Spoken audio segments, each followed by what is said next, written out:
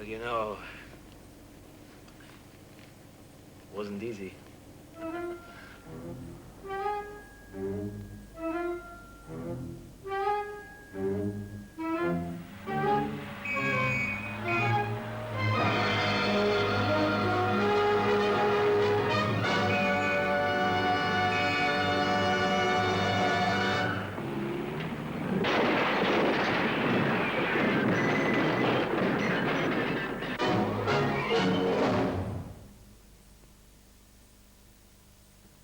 And there's more comedy on BBC1 tomorrow evening in Play of the Month, when Penelope Keith and Jeremy Brett star in Frederick Lonsdale's witty play On Approval.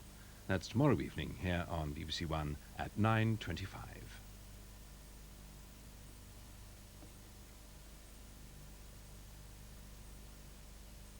Well, now, back to tonight, and in 20 minutes, highlights of today's matches in the World Cup, including, of course, England versus Czechoslovakia. Now, at 6 minutes past 9, the news with Jan Leeming.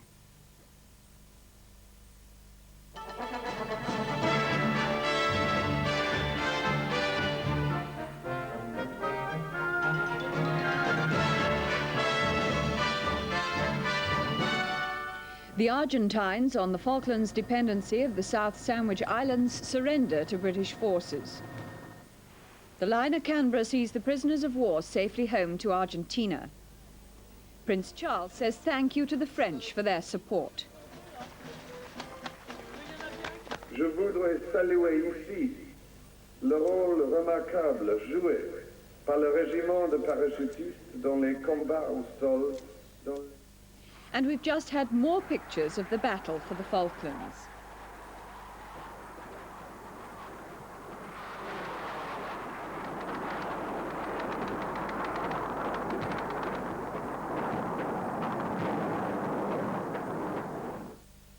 After the recapture of the South Sandwich Islands today by British troops, all the Falklands dependencies are now back in British hands.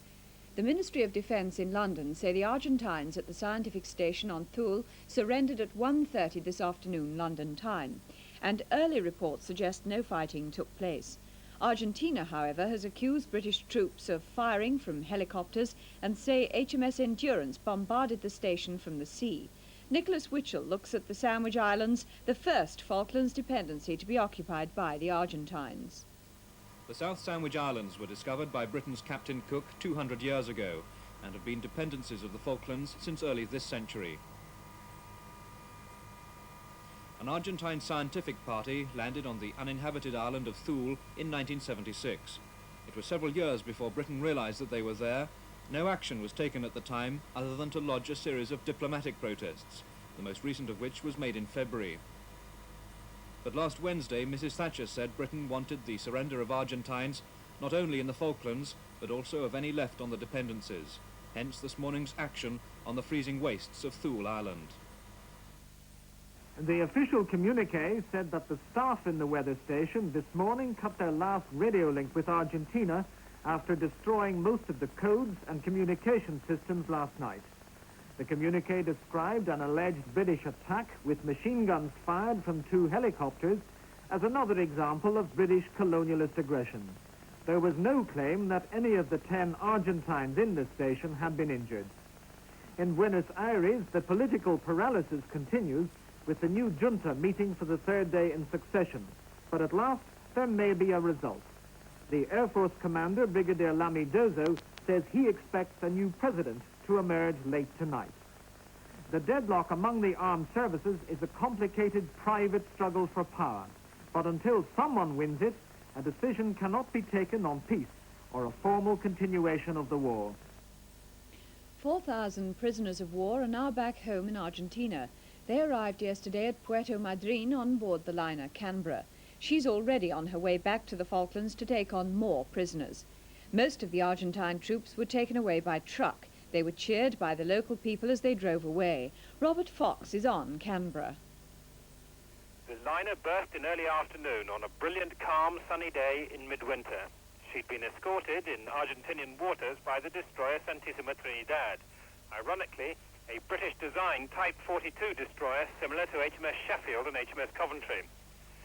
Once the procedure for disembarkation had been agreed, Major Carrizo, the senior officer among the prisoners, went ashore. And then the Major watched silently for more than an hour as his men clattered down the metal gangways to climb into lorries which took them to a nearby airbase. There were no crowds on the quay, only about 100 sailors and Army and Navy officers. There was little emotion, only a brief ripple of applause when the first group of officers appeared. It has been a remarkable voyage for the Canberra, the first time she has berthed since April the 9th when she left Southampton. The liner QE2 went into dry dock today, a week after her return from the South Atlantic. The ship took 3,000 troops to the Falklands and brought back 700 survivors. Despite several weeks in the war zone, she showed little damage. There was some missing paintwork along her waterline and patches of superficial rust. The biggest job will be to remove the helicopter pads, solidly constructed from hundreds of tons of steel. The thousands of sheets of hardboard protecting the ballroom are going too, for by mid-August the QE2 is back in business as a luxury liner. The city of Coventry this afternoon remembered the loss of the Royal Navy ship that bore her name in a special service in Coventry Cathedral. Patrick Burns reports. It was a mark of the affection felt by the people of Coventry for the ship that carried the name of Britain's furthest inland city to the South Atlantic that the service was relayed outside the cathedral itself. Survivors of HMS Coventry were joined by the families of the 19 members of the ship's company who died. It was, said the Bishop of Coventry, a bittersweet occasion. The successful results of heavy sacrifices added to the gratitude felt for the men who'd fallen. One of the survivors, the captain, David Hart Dyke, read the first lesson. He shall judge between many peoples, and shall beat their swords into plowshares, and their spears into pruning hooks. Nation shall not lift up sword against nation, neither shall they learn war any more. 40 years ago, the previous HMS Coventry was sunk off Tobruk. Now, as then, from the people of Coventry, a heartfelt tribute born of the city's 300-year association with ships of the Royal Navy.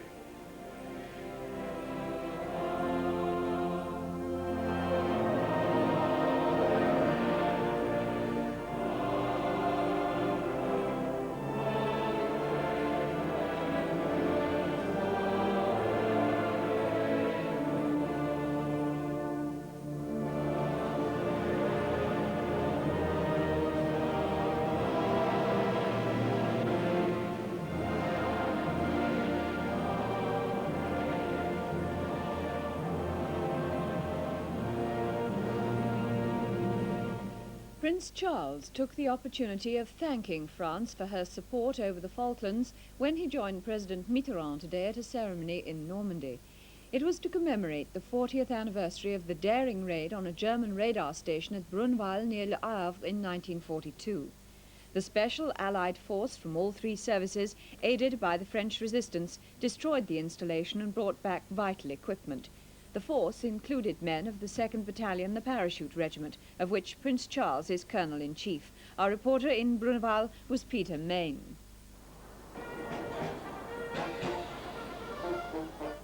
The paratroopers arrived at Brunval today from the skies, as they did in 1942.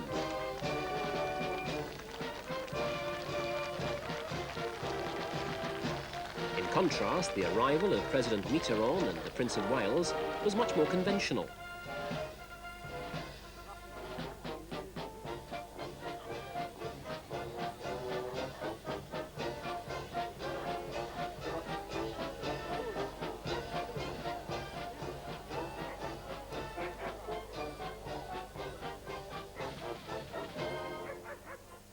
The Paratroop Regiment's Colonel-in-Chief was clearly impressed, as were a small group of veterans from the 1942 raid, which was masterminded by Prince Charles's great-uncle, Lord Mountbatten. One by one, the paras came in for safe landings. Then it was time for the speeches. The Prince of Wales thanked the French people for their support in a more recent crisis. Monsieur le Président, votre présence ici aujourd'hui illustre vous attacher à la solidarité entre nos deux pays. Les liens historiques puissants qui existent entre la France et la Grande-Bretagne ont été tout récemment renforcés par l'empressement avec lequel vous avez apporté votre soutien à la Grande-Bretagne depuis le début de la crise des îles Falklands. The RAF Hercules returned for a low-level pass, a final salute to the heroes of 1942 and 1982.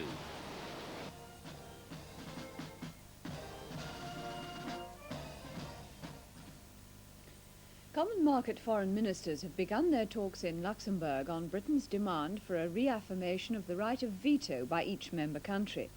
It all stems from last month's vote on farm prices when Britain tried unsuccessfully to use her veto. Today, the Foreign Secretary, Mr. Pym, told the other ministers that the right of veto was one of the fundamental factors when Britain decided to join the community. From Luxembourg, Tim Sebastian. This meeting here was bound to open up glaring differences among the community's foreign ministers. Mr. Pym brought with him the victory in the Falklands, hoping that all the world really does love a winner.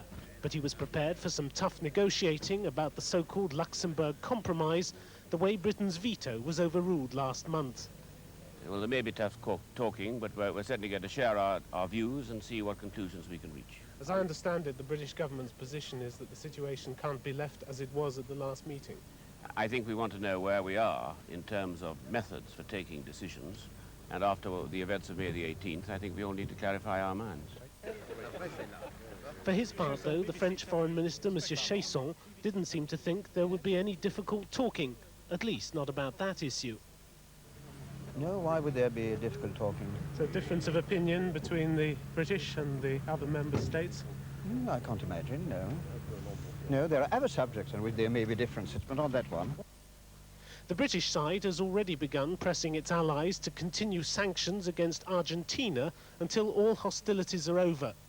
But it's the question of the right to veto important community decisions which worried Mr. Pym most. Tonight, though, British officials indicated some progress on this issue. They say they won't be able to reverse last month's decision, but they may be able to get a verbal assurance that it won't happen again, and that might be sufficient to restore their shattered confidence in the community's procedure. The Israelis have agreed to an extension of the ceasefire in Lebanon, which was due to end at midday today. After a cabinet meeting in Jerusalem, a spokesman said Israeli troops would shoot only if fired on first. And in Washington, Mr. Begin has predicted that a peace treaty will be signed soon with what he called an independent Lebanese government. In Beirut, where the Palestinian western sector is still encircled by the Israelis, there's been some fighting on the city's outskirts. The PLOs say their camp at Burj el Parajne was shelled. Bill Hamilton sent us this report just before the ceasefire was extended. As the agreed 48-hour ceasefire in Beirut was running out today, shelling continued in the western side of the city. And fearing that a diplomatic solution to the Palestinian problem will not be reached, many civilians are now moving closer to the center of Beirut, as the PLO start mining roads and the Israelis strengthen their positions around the Green Line dividing the Muslim and Christian sectors.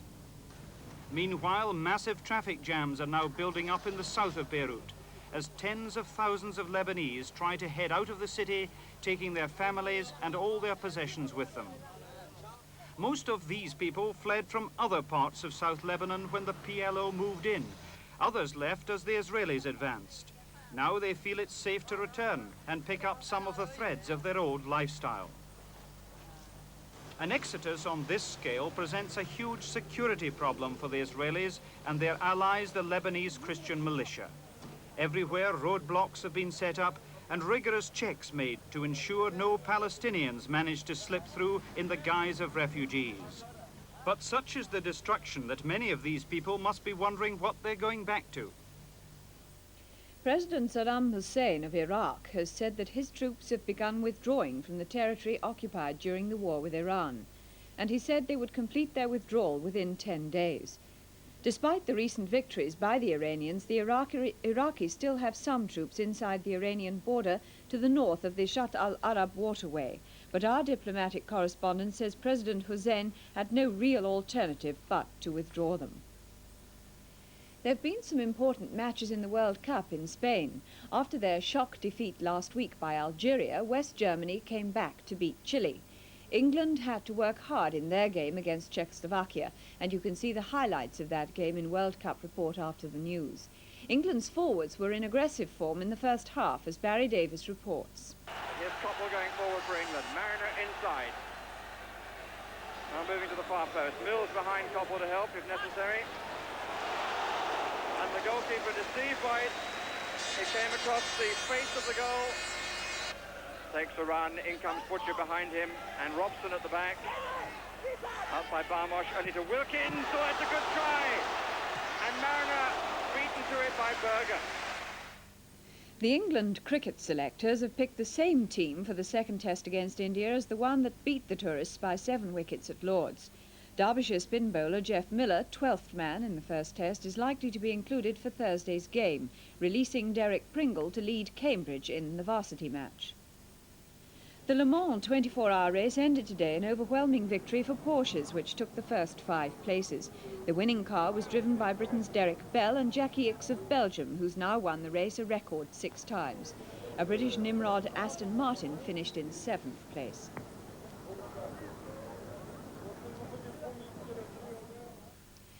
Back to the Falklands and our latest pictures of the Argentine air attacks on British ships at San Carlos and of the British victory at Goose Green. Nicholas Witchell watched them coming in a short while ago.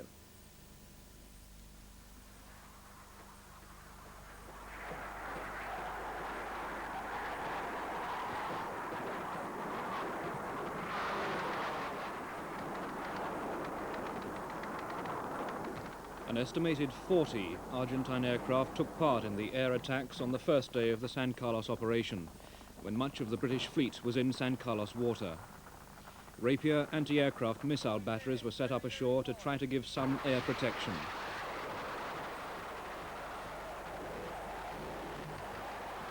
But although 16 Argentine fighter planes were shot down either by missiles or by Sea Harriers flying almost continuous combat patrols, some Argentine Mirages and Skyhawks did inevitably get through to drop their bomb loads on the ships below.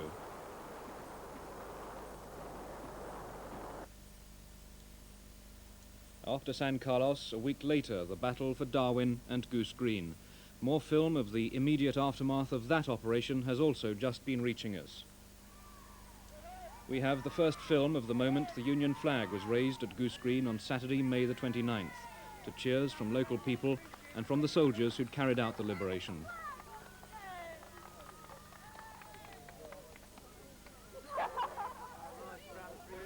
For the men of the 2nd Battalion, the Parachute Regiment, it was a day for some relaxation after the battle which had lasted more than 24 hours. At Goose Green Airfield, the weapons discarded by the Argentines after the surrender had been agreed between British and Argentine commanders. Some Argentine officers were able to pack their belongings into suitcases and leave their positions apparently in no great discomfort.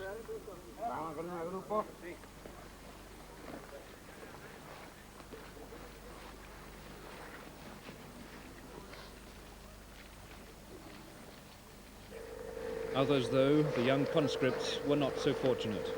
Many of them were helped away from the battlefield with serious injuries.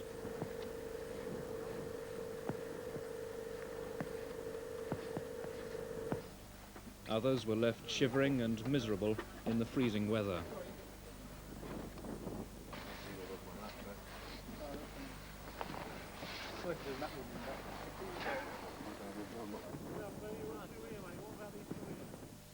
Nearby, the bodies of some of the 250 Argentines who died at Darwin and Goose Green.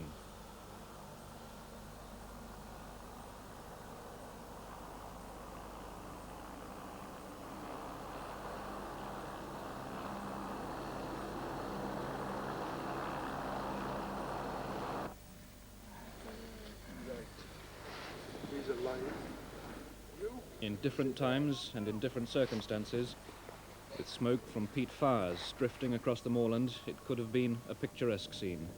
But in these last days of May and in early June, it was most certainly everything except that. And that's all from the newsroom tonight. Good night.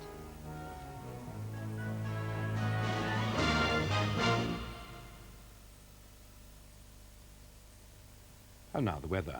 Tomorrow, much of the country will be rather cloudy with outbreaks of rain, and in the south and west it'll be more persistent for a time before turning showery over southwest England and South Wales later. In northern Scotland, however, many places will stay dry throughout the day. Temperatures will be similar to today's, that's up to 20 centigrade, 68 Fahrenheit.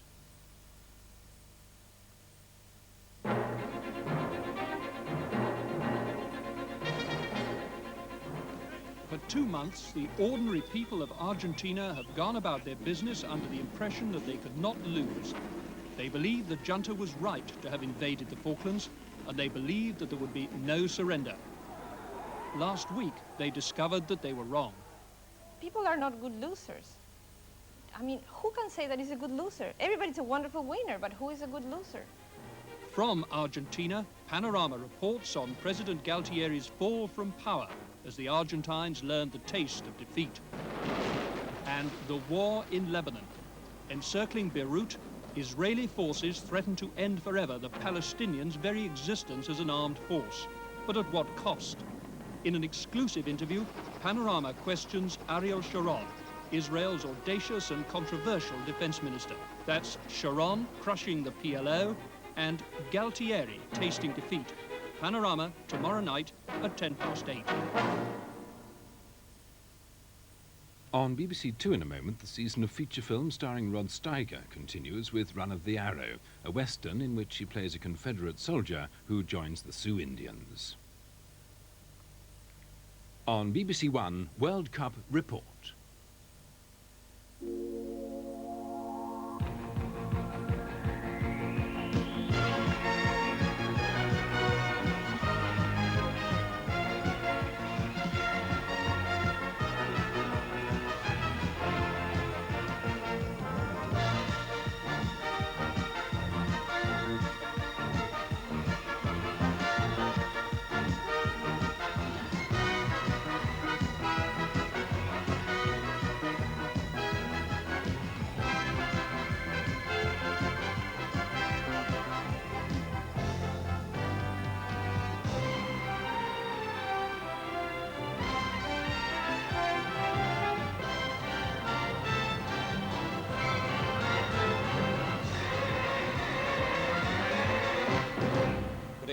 Tonight, the follow-up to England's World Cup display against Czechoslovakia and reaction from the England men to their performance. Up by Barmosh, only to Wilkins. Oh, that's a good try.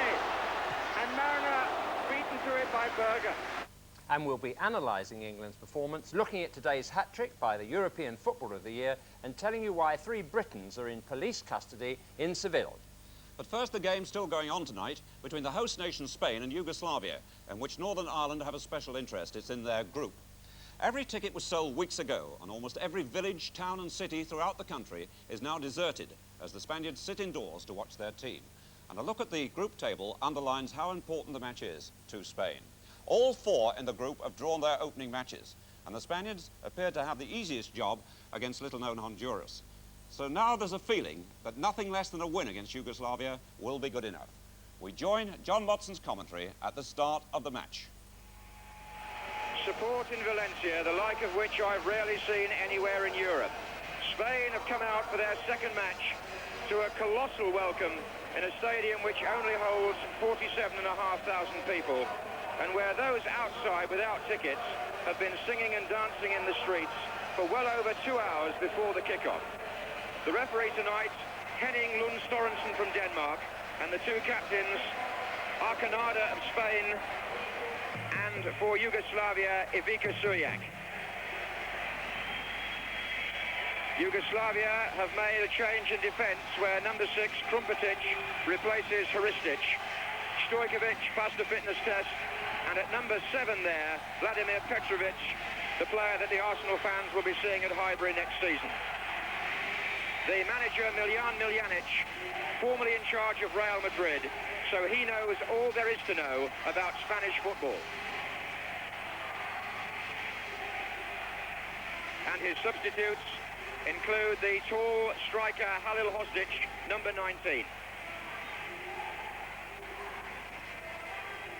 Spain have also made a change. In midfield, Yakin is dropped and replaced by Sanchez, number 16, who played in the second half anyway against Honduras. And with Santayana and Kini among the substitutes, there's a clear message tonight to the Spanish followers about their forwards, because so much discussion has gone on among the locals about who should play up front, and clearly Santa Maria, the manager, has got his options open there. The referee tonight, Henning Lund Sorensen from Denmark. Pantelic, the Yugoslav goalkeeper, knows that tonight one mistake could make a lot of difference to either of these countries' hopes of qualifying, because both matches in this